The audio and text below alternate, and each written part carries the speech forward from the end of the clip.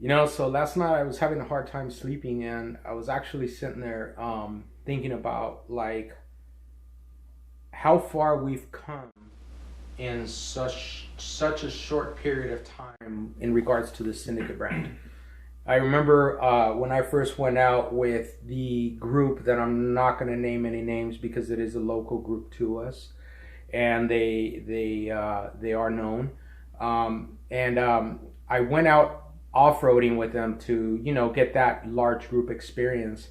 Because that's right when you bought your first The Jeep, first right? the first Rubicon that I had that I was building. I think he had only tires and wheels on it. No, I think I had a lift. I had very basic stuff like 35s, just put the icon on. just wheels and bumpers and a small lift.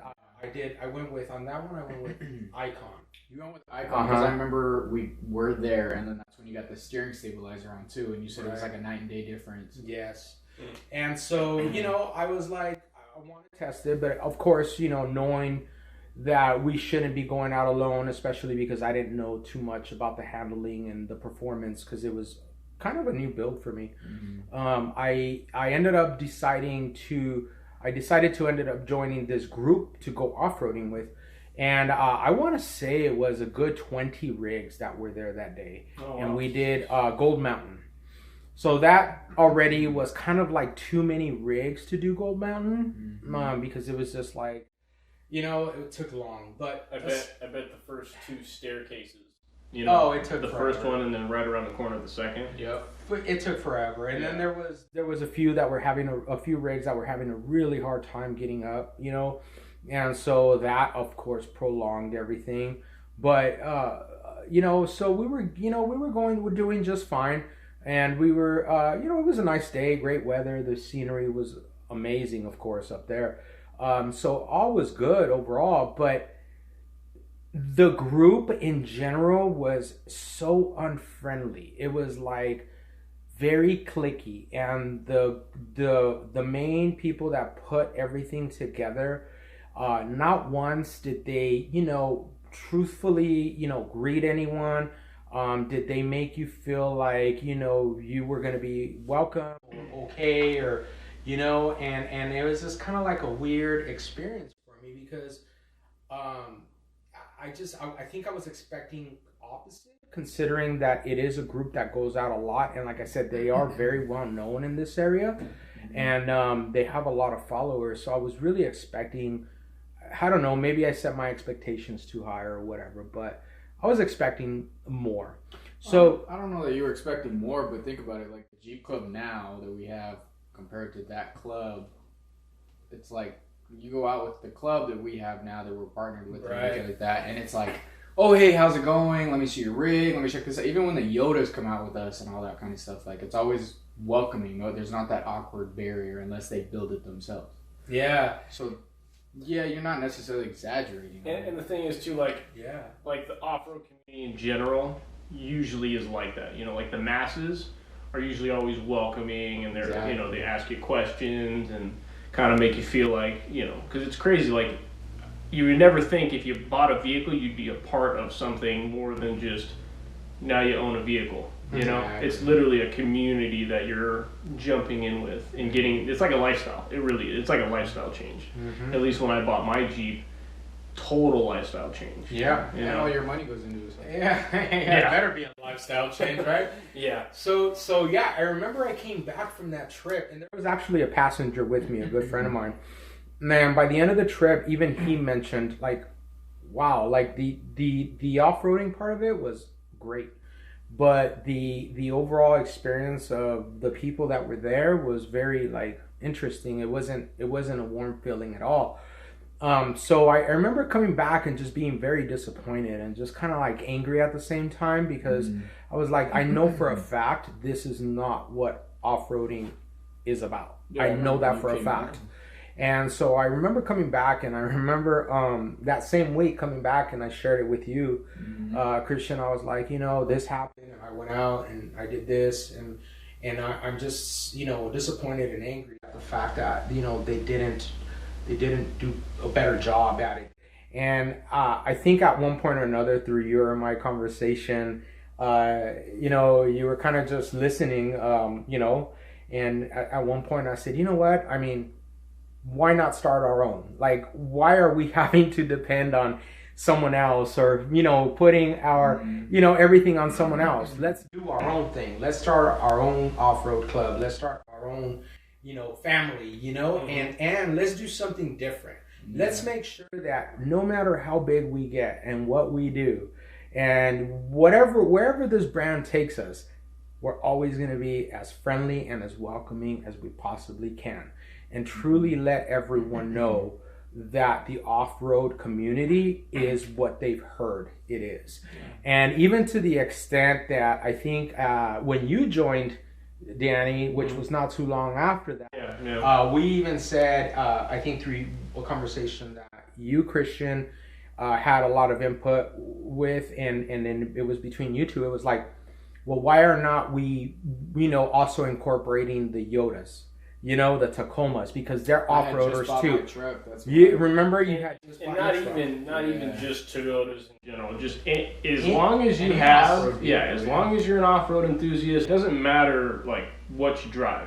You know, whether it's a Jeep, a Toyota, a Land Cruiser. You know, it's like as long as you enjoy the outdoors and you like off-roading or camping, overlanding, whatever, like come in and hang out with us. You know, like those are the kind of people we wanted to like associate ourselves with and build our own community around, you know, like that, and it all came from those seeds that you told us about, you know, having that bad experience. Yeah, and you know what, I mean, I think this is also another very common thing in the off-road world, which, you know, again, to each his own. I understand that there's different personalities in everything that is out there, but then you have the rock crawlers and the just regular off-roaders and then overlanders, and it's like, okay, at what point is it like, you know, how unhealthy, or at what point do you just stop drawing those lines? Because at the end of the day, I know for a fact that if I was out there and I saw, I don't care who it was, out there stranded, I wouldn't ask, are you a rock crawler? Are you an overlander? Like, you know, let's stop with all that. My opinion, you know, let's just be friendly to everyone. And let's stop, you know, I mean, come on, let's just change the way we do things. I mean, I know we've discussed a few times, like, having this, you know, in the future, as now that we're, you know, we're expanding and we're growing the business, and that things are, you know, moving forward in a much faster pace than we ever, you know, gosh, I think expected at the beginning, which is not long ago, like a little over a year and a half ago.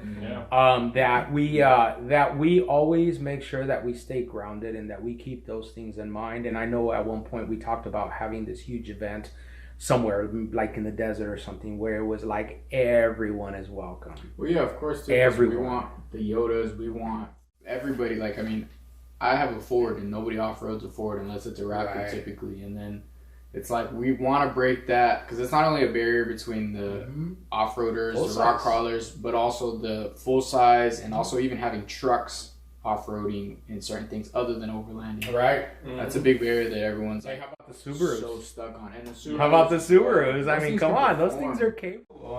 Those cross. They're monsters, man. I love those things. Oh yeah. You know, they can put us to shame in a lot of areas. You know, and it's like, that's a very cool community too. And you know, we've met a lot of, you know, Subaru owners, and they're just the coolest people ever. Other community, you know. You know what was really cool is when last year when we had our first meet and greet event in April, when we did it at the Jeep dealership, it was really satisfying, because after the event was over, and this was like when we had the Jeep Club established at that point, I don't know how many times people came up and be like, hey, like, I appreciated what you guys did, because me, you, and you, we all made it a point. Like, anybody that drove onto that lot, we parked them, we shook their hand. Hey, thanks for coming. They needed help. I appreciate it. Let's talk about your rig. You know, like, we made everybody feel welcome. Yeah. And that was huge. I mean, we even have a couple of Jeep members that are in our club today because of the environment we created. You know, hospitality. It wasn't all cliquey and, you know, all standoffish and how most people are. Yep. You know what I'm very proud of as well is the fact that our extended families now, which is the Syndicate Jeep Club and the Syndicate Yodas are exactly the same way. You know, energy draws energy of the same type. And we're very happy that, you know, that was one of the main things that we always said, you know, when we extend our Syndicate family, it needs to be people that follow the same or believe in the same things that we do. The friendliness, the warm welcoming, the helping each other out, the, you know, the extended part of off-roading. And I'm super excited to know that we can proudly, you know, have them as our extended family, and they rep the Syndicate brand on their windshields and rep it proudly. But also they make everyone feel that, you know, when they meet them, and or when we have events such as the 4th of July event that our Syndicate Jeep Club put on. What about our Brewfest event? I mean, our Off-Road Brewfest at Stone Brewery. I mean, that was great. We had people come down from up north. Yeah, our presidents are a lot of help, and the vice presidents as well. They so much help with killer job you know? at events and trips up the mountains and planning trips, right. And I know they're supposed to be doing Moab or something soon. Oh, there's some good stuff coming up next year, which we're very excited about. Cool. But yeah, and I think the coolest thing about it is when we were in the infancy of everything, trying to figure out what we're going to call it, what we're going to name it. When Serge picked, hey, what about Syndicate? And then we looked it up, and it's like it means that a group of individuals that come together and they enjoy doing something with each other. Doing the same thing. It's just, and it's cool too because it's so broad, but it's so perfect for what we're trying to build. That's so cool. Like, group of people come together that like off-roading or like adventure sports, all that kind of stuff, camping. It's like we couldn't have picked a better name, I feel like. Right. You know, when we were doing all the infancy, you know, company building and all that good stuff. You know? Yeah, so I think overall, again, this whole concept didn't come from something that was maybe the most pleasant experience, but I feel that hopefully everyone agrees with us that we're doing a pretty decent job changing that and making it a pleasant experience. And not even limited to the fellow off-roaders, but even other fellow vendors. I mean, we have made so many amazing friends out there in the vendor community, you know, with local, you know, amazing companies that not only we, you know, take pride in supporting, but they also do the same for us. And again, I got what? Yeah. Someone on my head. Yeah. And you know, and I know for a fact that, you know, through a lot of your hard work, because you did take a lot of time to make that happen, that we now have a huge support group behind the brand, not only with our clubs, you know, Jeep Club and Yoda Club, but also with the vendors out there. And some of them are really big names, and that's pretty exciting. Again, you know, just kind of reminiscing and thinking about, it's been a hard road, of course. Business is business, and, you know, you have your struggles.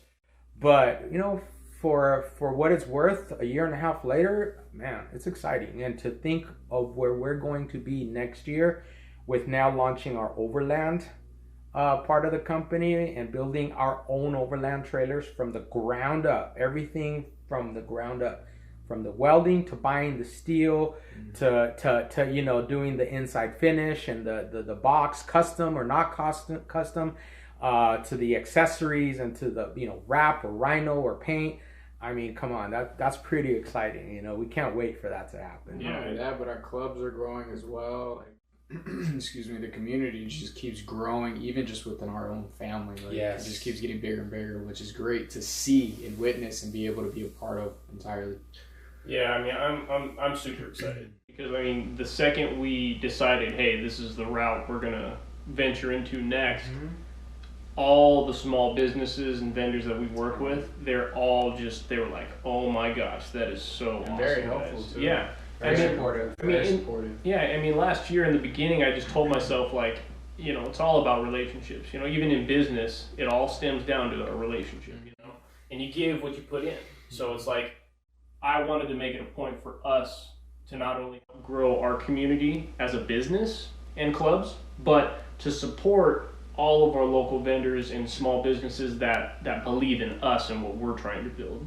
Because the second we told people, like, hey, this is who we are, this is what we come to do, and this is the direction we're going in, you know, that's when everybody started to be like, okay, these guys are pretty awesome guys. You know, down to earth, like real grounded, humble. I think that was real important for us because I mean, you know, going into the off-road industry, there's probably 1,001 people that know much more than us. Way more, you know? and have way more, and have done way more, and just you know, and that's okay. That's great. Exactly, yeah, because people want to see real. They want to see us and the failures and the triumphs and the stuff that we're struggling with and all that. You know, that's important. You know, it shows people that we're a small business and we go through growing pains as a business just like anybody else. And when we triumph, we bring everybody up with us. You know, we don't grow as one; we grow together. Exactly. You know, that's kind of what. It's awesome, guys. Yeah. Well, I'm super excited to see what's in store for us next year.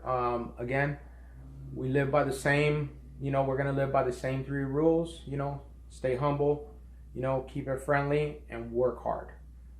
As long as I think we continue to follow that and we continue to represent the brand in the best way possible, and you know, just keep it honest and keep it grounded out there, I think there's very little that can, you know, come our way that we're either not going to be able to handle or, you know, will force us to fail. So excited, guys.